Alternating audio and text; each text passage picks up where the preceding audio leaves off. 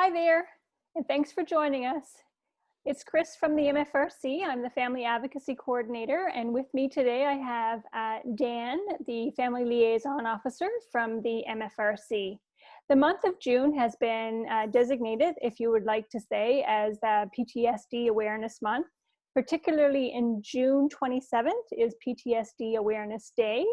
We thought it would be a little bit of an information session for Dan and I to have a little conversation around what PTSD looks like, what kinds of things that he's been seeing in his caseload in terms of PTSD and the families that he supports, and get some insight into if you are feeling that maybe you are dealing with some PTSD symptoms, then maybe you can reach out to us. And throughout Dan's conversation and presentation, because we're going to do it a little differently this time, we're going to do a little bit of a PowerPoint presentation. Dan has some information to contact us here at the MFRC, as well as some community resources that may support you through your questions around PTSD. Dan, thank you for joining me today, and I'm going to hand the time over to you so that you can pull up your screen and have a good conversation with folks. All right. Well, thank you so much, Chris, for having me on here. I've kind of just become one of those people who ends up in front of the screen for these things, but it's good. It's something that I enjoy doing, and we'll almost cover a little bit of that as we go through this presentation, as we're talking about what is PTSD, also talking about moral injury, and in particular, how to care for yourself, because it's something that I've said many times has been lost on a lot of people. Probably if it's just because of the way that we're running through life, really for any reason, just a lot of us just don't take care of ourselves the way that is most effective. I think would be the best way of saying it. It's not necessarily that we do the right thing or the wrong thing, or these things are good or bad. There's varying degrees of effectiveness when it comes to self-care. So let's get the presentation up and running here. There we go. All right, and so we have the title screen up right now. So just saying, today, June 27th, is PTSD Awareness Day. And so this will just be a quick guide to symptoms, stress management, and additional resources provided by the group of us here at the PMFRC. And this is something where if you do have any questions while watching or listening to this, all you have to do is use the contact information that's being provided, or any other contact information you might have, especially if you're already working with one of our team members. This would be something that if it sparks you as like, oh, this is something that I want to talk about with so-and-so, then you can do that as well and reach out. So let's go ahead and get started. So when it comes to just accessing resources, when it comes to mental health in and around Petawawa and Renfrew County, I wanted to provide this image just to kind of give you an idea of the way that these silos kind of look, because and very understandably, there tends to be some confusion. So those who are members of the Canadian Armed Forces have access to the Warrior Support Service. And so that can be reached. They have their reception number at 613-687-5511, extension 4600. And so anyone who is a member of the Armed Forces has access to those services up to the point of their release.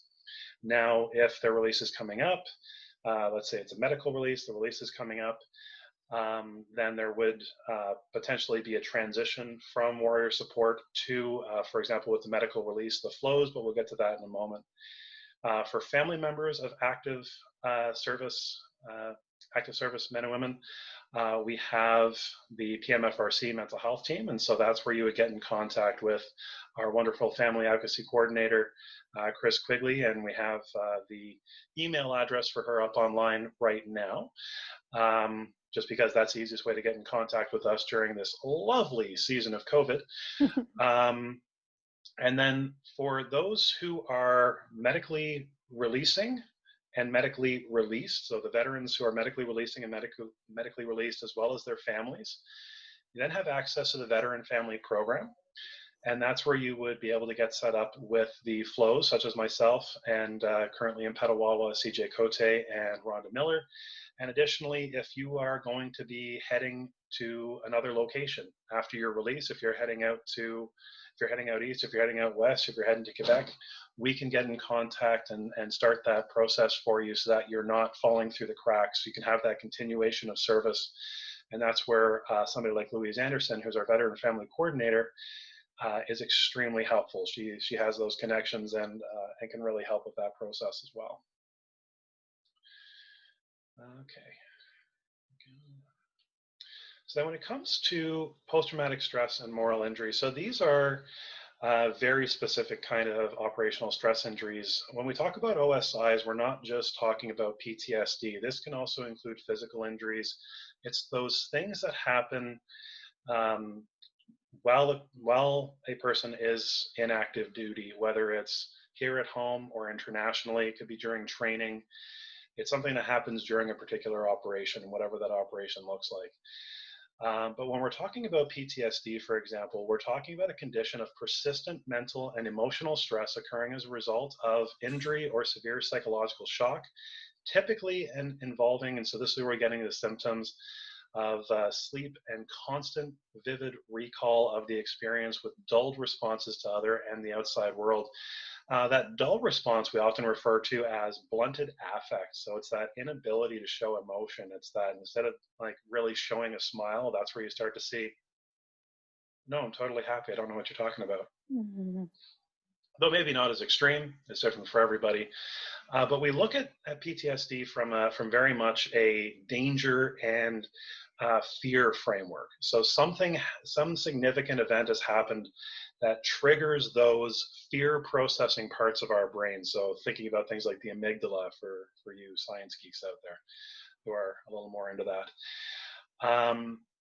Whereas moral injuries, the definition I have from Litz is lasting emotional, psychological, social, behavioral, and spiritual impacts of actions that violate a service member's, so being rather specific to the military here, a service member's core moral values and behavioral expectations of themselves as well as others. So we're seeing that within the military, depending on how a service member is deployed. We can look at that even from what's happening in the United States with all the protests going on. If the National Guard gets called in and they have to start doing things against civilians, it can break that moral code.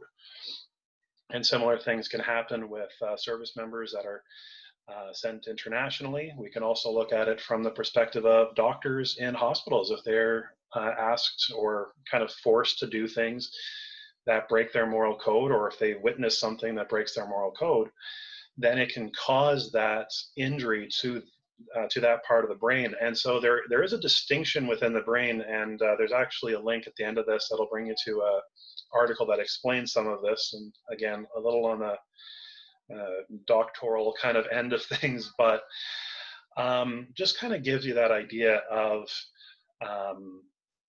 how these two injuries are distinct, but they also share a lot of similarities, especially in terms of symptoms. Things like shame, self-alienation, sorrow, grief, anger, depression, anxiety, insomnia, nightmares, the blunted affect. These are things that both PTSD and moral injury tend to share in terms of what you'd be witnessing as symptoms, or what a person might be internalizing as their symptoms. But at the end of the day, there are differences between the two things, and we're starting to see that conversation happen more and more, which I'm really happy to see. I didn't really get to understand moral injury actually until last year when I was at a conference, but this has been a conversation that's been going on since the 1990s. So it's good that we are seeing this being talked about more in many contexts, and then even being able to assess it, being able to look at things through like the moral injury questionnaire, the moral injury events scale, being able to really get inside of that shame, guilt, grief, all of these kinds of emotional processes that are taking place within a person. Now, when it comes to support, so how do we support children who are in the home of somebody who may be suffering from moral injury, PTSD, those kinds of symptoms, even if it's not diagnosed, Mm. still being able to say, okay, well, these are the symptoms that we're seeing. So we broke this down in terms of here's some things that we can do for the kids. Here's some things that we can do for our partners, or like if we're caretakers for adults in any way, thinking about our friends over at OSIS. If you're caring for a friend or another family member. But one of the biggest things that we tend to do is become really silent, and that's part of that shame. That's part of that sense of being fundamentally flawed. And so what we want to do is create this nice open space to be able to have conversations about mood or stress that's happening in the home that we don't really want to see. And for both children and partners, we want to have that non-judgmental, open environment to be able to explore those feelings. And that can be really difficult in and of itself. It's a really frustrating kind of experience, especially if we don't have the language, the words to be able to speak back and forth about these things. For kids as well, if you are in a home where these symptoms are being exhibited, are being expressed, having a dedicated quiet space where children can go to feel safe and contained. So this is a signal. If your child just walks out of a situation, learning that that's the cue. Ooh, I went too far, or this situation is going further than we wanted it to go. But having that dedicated space. Additionally, when it comes to partners and those that we're taking care of who are adults, very similar kind of thing. Have a dedicated time and space. One of the things that I work on with couples is using an acronym called SPICE. So we go through spiritual, meaningful, physical, intellectual, creative, communicative, and emotional or environmental activities to create some more engagement within the couple. And part of that can be having a dedicated time and being able to say, okay, you know what, in a couple of days or tonight or whatever, we're going to go outside on the patio, or we're going to go for a walk wherever. I mean, again, COVID, so wherever you feel safest. But being able to express to one another and be able to engage some of these within certain boundaries. You want to keep those boundaries in place. And then when it comes to kids as well, what's really, really, really good to do is get creative in helping children to express their feelings and thoughts openly.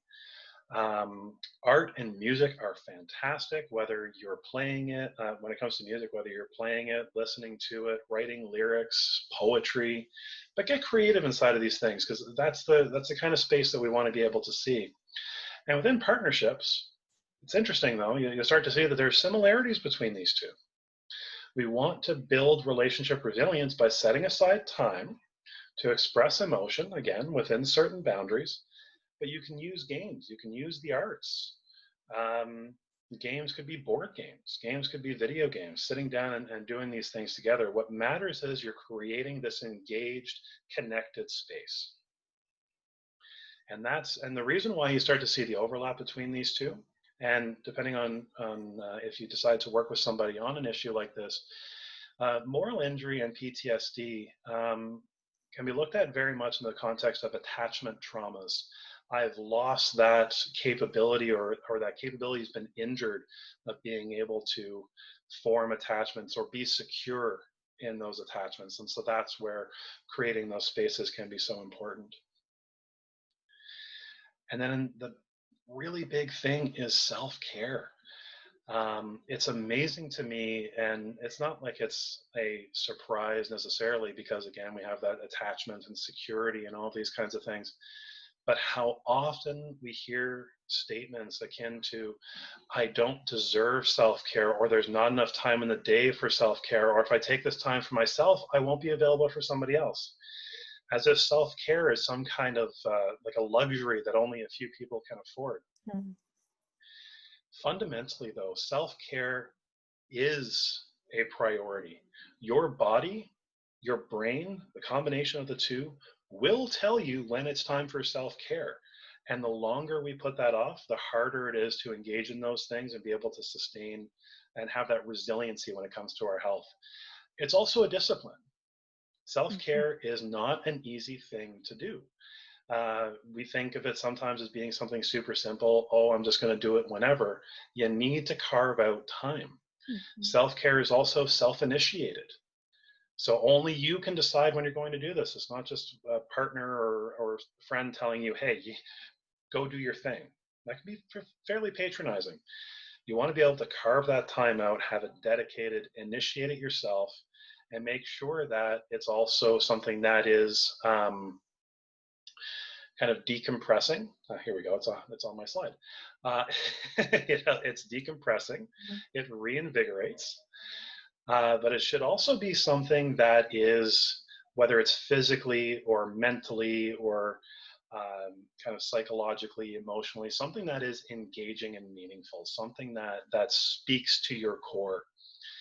When you're able to do this, when you're able to prioritize self-care and be able to kind of reinvigorate and fill that cup back up, as you see on the slide here, you can't pour from an empty cup. Mhm. Take care of yourself first. It allows you to give more of yourself. And that more, that giving more could even mean giving more of yourself to yourself. So Mhm. as you prioritize your self-care, as you discipline yourself in this area, you're able to do this more easily, more effectively. So I'll give you an example here. So this is an example of my self-care wheel. So you'll see on here, there's only kind of 6 circles here. You can add as many circles to your self-care wheel as you want. I only have, like I say, the 6 on here. So spiritual, professional, personal, environmental, physical, and social. Spiritual, I am a religious person. I have no problem saying that here in the public sphere. So I would be going to my spiritual reading and prayer time. Professional, making sure that I set professional boundaries. I'm not uh, doing calls on weekends or outside of regular business hours, unless that's just something that we're doing anyway. On the personal side, I love reading. I also love just learning, and so that might even be watching a goofy YouTube channel on things like the 1918 flu pandemic, because why not in the middle of a pandemic learn about another pandemic? On the environmental side, cleaning up, putting things away, recycling, reducing your carbon footprint. These are all healthy things to be able to do. On the physical side, exercising, sleeping more, and not just sleeping more, sleeping regularly, setting that time aside. We call it a circadian rhythm. So going to bed at set times, or at least within a certain time frame, and then waking up, it trains our brain, gives us that sense that, okay, it is actually bedtime. And then on the social side, right now, kind of difficult to be social face to face, but we have Zoom, we have texting, we have emailing. Facebook rolled out their thing. Google through Gmail has their Hangouts. So you have these opportunities to add in whatever activities you feel you need. But again, it's carving that time out. So being self-initiated, planned, and engaged. There's a deliberateness to this. Another way of looking at it, instead of the self-care wheel, we might use, what is your self-love language? So Mhm. using the 5 love languages model, so Dr. Gary Chapman, physical touch, acts of service, receiving gifts, quality time, words of affirmation, but doing this for yourself. This is also really, really healthy within partnerships. This is really good within families. We have the 5 love languages for families in particular. We even have the 5 love languages for military families. Mhm. So we have this kind of breakdown, but we can look at this not only from these kind of larger groups or within the partnerships. We can look at this for ourselves as well and say, you know what, maybe I need to use. I might only be covered for 80% from my benefit plan through my work, but I'm going to go grab a massage. Mhm. I'm going to go. Um, I'm going to go get some therapy. Or, and this is one that often throws people off, if you have like a regular routine with your therapist, taking a day off can be a form of self-care. Taking that day for yourself instead of coming in, if you're going in for an appointment, wherever that may be, or calling in using Zoom or the phone, being able to say to your therapist, you know what, I just want the day for me, let's reschedule. That's okay. We're okay with that, Mm-hmm. especially if it means that you're able to take care of yourself more effectively during that time, and so on. And so before this gets any more long-winded than it already is, we have some additional resources on the next two slides. So for children and families, of course, we here at the PMFRC would love to hear from you. And even if it's just a chat and be able to get some things ironed out.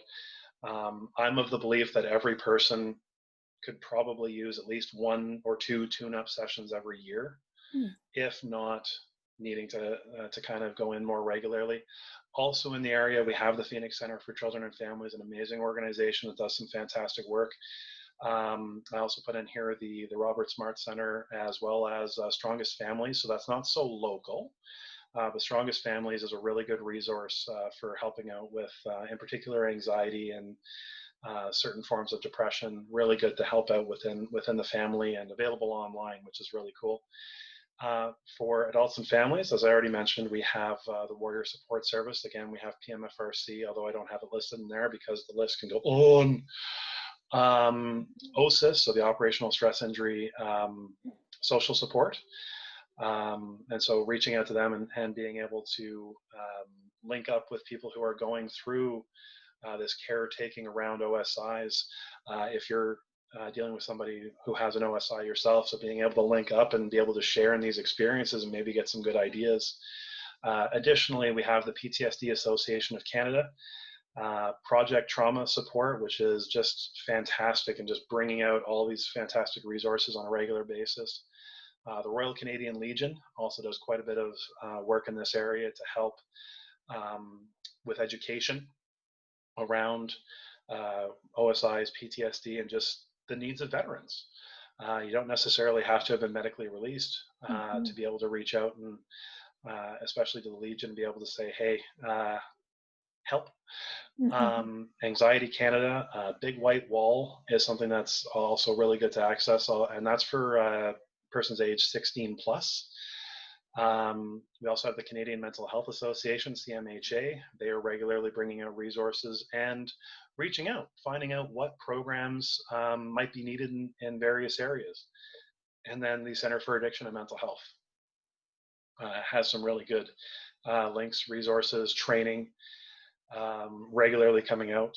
So if you're a professional or just looking for more info, there's some really good options in there.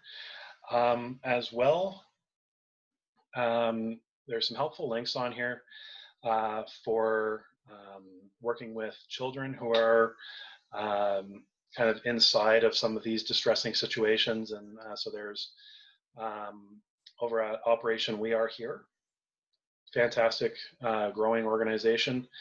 Positiveparentingconnection.net. So again, going back to some of those resources that we talked about between working with the kids and then having the partners and adult caregivers.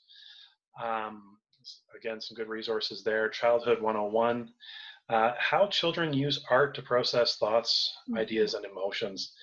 Art is key.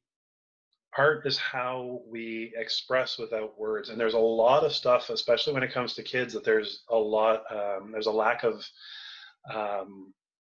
communication, a lack of language around. And the same thing can happen with adults. And so art therapy for adults has been around for quite a while. And we're seeing it more and more being brought over into the children's circles as well, which is really good to see. Because again, if we don't have the language, the verbal language, we might have that artistic language and be able to draw it out or something along those lines, even if it's just using colors. Sanctuaryweb.com is a fairly new resource, but has, again, regularly bringing out some really good information around, in particular, moral injury, but also PTSD, and providing training in these areas, and has lots of really good books. The neuro.psychiatryonline.org, that is the article I was talking about that actually goes into some brain differences between PTSD and moral injury. So although these two things share a lot of symptoms, there are distinct parts of the brain that are processing the information. And so that just kind of breaks it down. Again, fairly, there's some terminology that's well over my head as well. So get ready to be, maybe a little taken aback by it, but it's really good to even just to look at the images that are on there. There's functional MRI images that really help to kind of see, okay, no, there are differences here, even though it might be still from the same incident. And then one other website I put in here is from the VA in the US, Veterans Affairs in the US. They've got lots of articles as well as training that can be accessed for those who are interested. Again, just a good resource. We're talking about PTSD, moral injury, OSIs. There's a universality to this. It's not just Canadian or North American soldiers that are going through this. There's information internationally from Russia, from the UK, all over the place in terms of getting this information. And last but not least, and really not least, like we could have put this at the beginning and at the end as a bit of an inclusio, but if you suspect that you yourself or somebody you know is experiencing PTSD, moral injury, an OSI, or just symptoms of other mental and health conditions, we want to hear from you and support in any way we can. You do not have to already be medically released or even have a medical release date to get in contact with our Veteran Family Program Coordinator, Louise Anderson. You don't need to have all of these things set up. You don't need to have your ducks in a row. We'll help you get them in a row. Mm-hmm. So that's it from my end. I know that was maybe a little longer than we were hoping, but Chris, I'll turn the reins back over to you. Sure. Thank you very much, Dan, for all of those informative pieces. The part that sticks out most for me, and you highlighted quite well, is that it is very important to take care of yourself. And if you're not at liberty for doing that, maybe you need to change that and make June 27th Self-Care Day. And that will be a good reminder for you that you need to, as Dan shared, fill your own cup first before you can help others.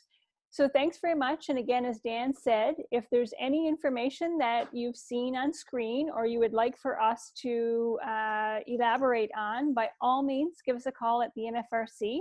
We are absolutely here to help, and we are looking forward to seeing with you. Thanks, Dan, and we'll talk again soon. Bye for now. Bye.